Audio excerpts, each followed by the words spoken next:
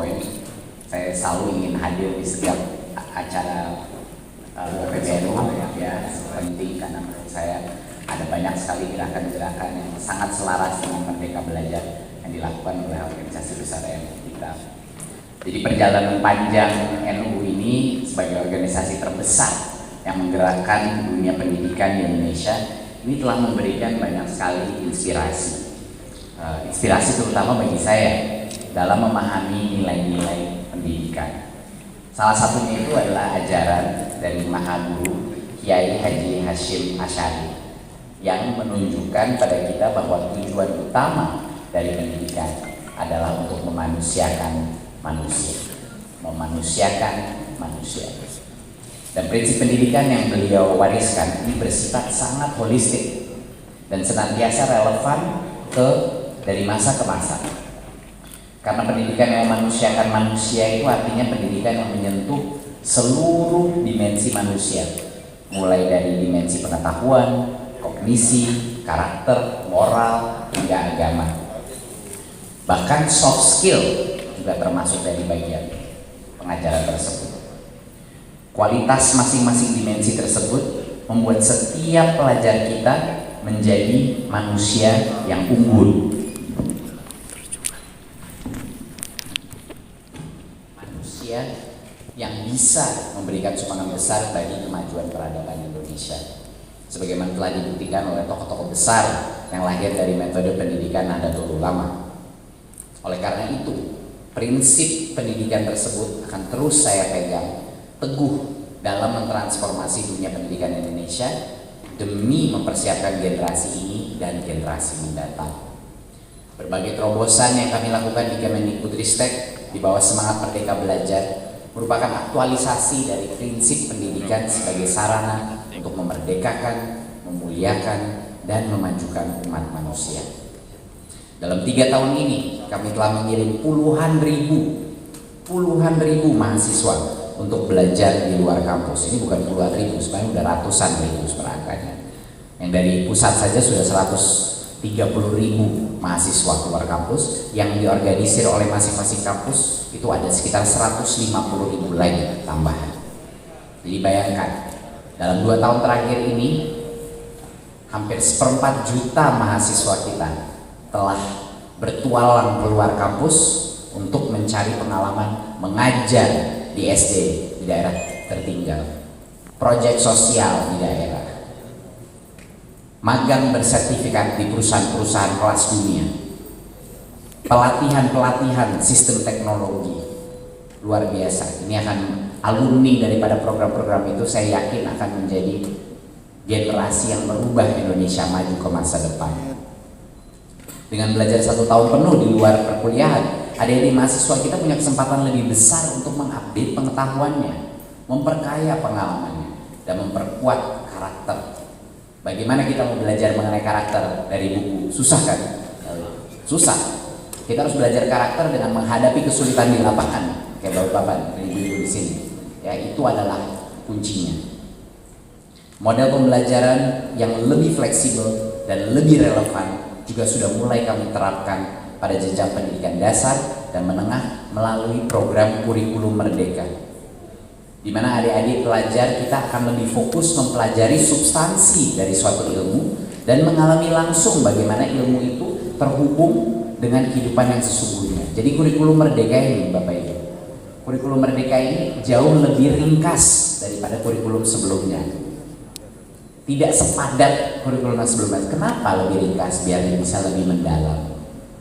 Kurikulum ini juga memberikan kemerdekaan kepada guru untuk maju secepat yang dia inginkan ataupun mundur untuk mengejar ketertinggalan. Berapa jumlah sekolah kita, berapa jumlah murid kita yang ketinggalan dan nggak bisa mengulang lagi karena gurunya udah harus pindah ke topik berikutnya. Ini kayaknya semua kita pernah merasakan, semua yang pernah sekolah merasakan bahwa ada banyak sekali anak-anak yang tertinggal, tapi gurunya tidak bisa mundur karena udah didorong aja harus kejar tayang seluruh kurikulumnya. Jadi ini membuat itu.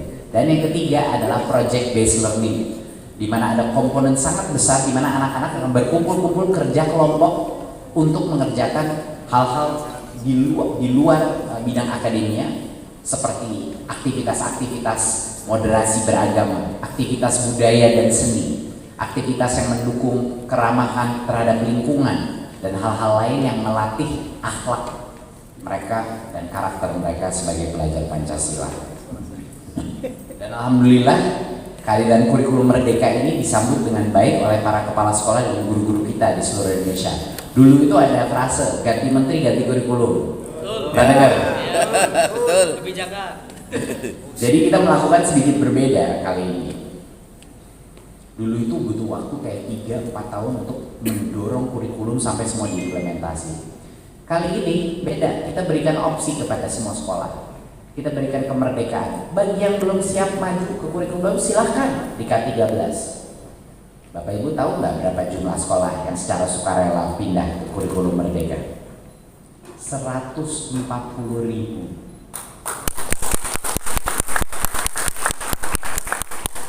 Tanpa dipaksa sama menterinya, ternyata begitu banyak sekolah yang siap secara sukarela ini pindah. Dan bagaimana caranya 140.000 sekolah untuk transisi kurikulumnya? Zaman dulu itu tanpa teknologi, itu anggaran untuk pelatihan guru untuk kurikulum itu bisa sampai 2 triliun per tahun. Bapak Ibu tahu? 2 triliun per tahun pelatihannya. Bapak Ibu tahu sekarang gimana caranya sekolah-sekolah ini pindah ke kurikulum baru? Melalui aplikasi. Melalui aplikasi platform Merdeka Mengajar. Jadi setiap sekolah itu 140.000, mereka tinggal buka aplikasi, langsung ada modul-modulnya, transisinya sendiri-sendiri mereka melakukan di seluruh Indonesia. Nah, inilah bedanya cara kerja kami sekarang. Itu aplikasi yang sudah digunakan 1,6 juta guru. Guru-guru sudah mengupload 100.000 konten di dalam aplikasi tersebut untuk memamerkan best practice dan jurus-jurus sakti mereka. Dan ini sudah membuat komunitas-komunitas pembelajaran yang difasilitasi melalui platform digital ini. Dan kesadaran guru untuk memberdayakan platform ini sangat patut kita apresiasi. Artinya pengelola sekolah dan guru-guru ini siap beradaptasi dengan gelombang perubahan yang terjadi. Transformasi di dunia pendidikan yang insya Allah akan membantu kita melompat ke masa depan. Nah, para ulama dan seluruh tamu undangan yang saya hormati di sini untuk menyelaraskan antara nilai pendidikan yang telah diwariskan oleh para ulama, cendekiawan, dan pemikir bangsa di masa lalu dengan kebutuhan dunia pendidikan hari ini yang semakin kompleks, setiap hari semakin kompleks. Kita membutuhkan kolaborasi lintas disiplin dan keterlibatan seluruh pihak. Harus gotong royong, Bapak Ibu. Bagaimana misalnya kita bisa mewujudkan cita-cita pemerataan pendidikan untuk seluruh masyarakat Indonesia kalau tidak ada platform-platform gratis yang diberikan untuk semua stakeholder dari Sabang sampai Merauke. Maka dari itu saya mengajak seluruh pihak dari berbagai ilmuwan yang hadir dalam halaqah kebangsaan ini untuk mendukung terobosan-terobosan yang sudah dilakukan Kemendikbudristek. Tolong dukung kami, karena itu artinya akan mendukung guru, akan mendukung kepala sekolah, akan mendukung kepala-kepala dinas kita untuk melakukan transformasi. Karena Bapak Ibu, kita harus menjadi negara yang jauh lebih inovatif. Sekolah-sekolah kita kalau tidak inovatif, dari mana anak kita akan inovatif dan kreatif? Jadi sekolah-sekolah harus berani mengambil resiko mencoba hal-hal yang baru. Resikonya bukan mencoba hal yang baru. Resiko terbesar kita adalah diam di tempat. Benar apa tidak? Kalau kita diam di tempat, celaka negara kita. Kita nggak akan bisa maju ke depan dan menghadapi masa depan. Kita akan ketinggalan oleh negara-negara lain di dunia, bahkan tetangga-tetangga kita juga. Jadi marilah bersama-sama kita wujudkan Merdeka Belajar bagi seluruh masyarakat Indonesia. Terima kasih. Wassalamualaikum warahmatullahi wabarakatuh. Waalaikumsalam warahmatullahi wabarakatuh.